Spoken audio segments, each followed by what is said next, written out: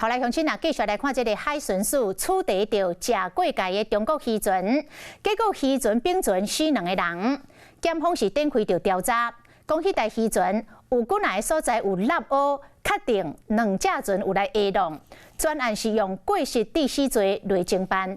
啊，讲受伤的2个中国渔工根本都无渔民的证实，嘛毋是福建当地渔民。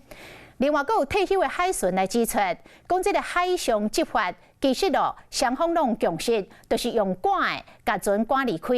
但是这只渔船煞是往咱的水域来逃走，所以海巡只好甲入。啊，金门地检署是来回应讲，不管什么罪名，拢无意识的立场，请各界莫阁随便来推论。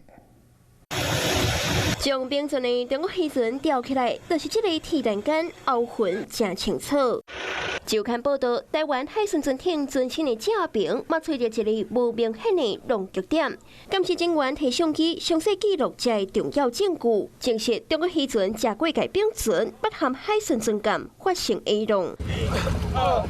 14号，台湾海巡署依法处理中国渔船食过界进入金门海域掠鱼啊。严格定船检查过程发生 A 浪，最后中国渔船并船造成2死2伤意外。专案依照过失致死罪来侦办。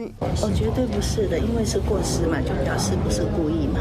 作为长官，我相信他们，但是对于整体的案件跟社会来讲，还有对于双方的公平来讲，我必须不偏不倚，大公无私，然后让检察官来还原真相。以昨天来讲的话，有1艘是进来禁止水域，有4艘是进来限制水域。谢谢各位。严格其实4个中国渔工拢无渔民的证书。驾驶嘛无相关的证照，敢若最近这1年实际掠鱼的经验，其中3个人来自四川，1个来自贵州，拢毋是福建当地渔民。海巡当初定船所在嘛毋是无原因，依照中国和台湾之间的共识，当初中国快艇食过界，只要离开到禁止水域线外口，台湾海巡人员就会翻头。严格中国渔船却一直侵入台湾的水域，地属海巡人员嘛，敢来当酷照，要甲强制赶走。其实我觉得在执勤的时候，他们也会拿石头丢我们啊，拿棍棒啊。只要到禁止水域外后，我们就不会做很强制的登检或者是做驱离了。那目前本署积极侦办中。那请各界不要随意推论。检方除了紧急采集扣分的材质，要来详细比对，嘛决定委托第三方公证单位进行勘验，要赶紧找出真相。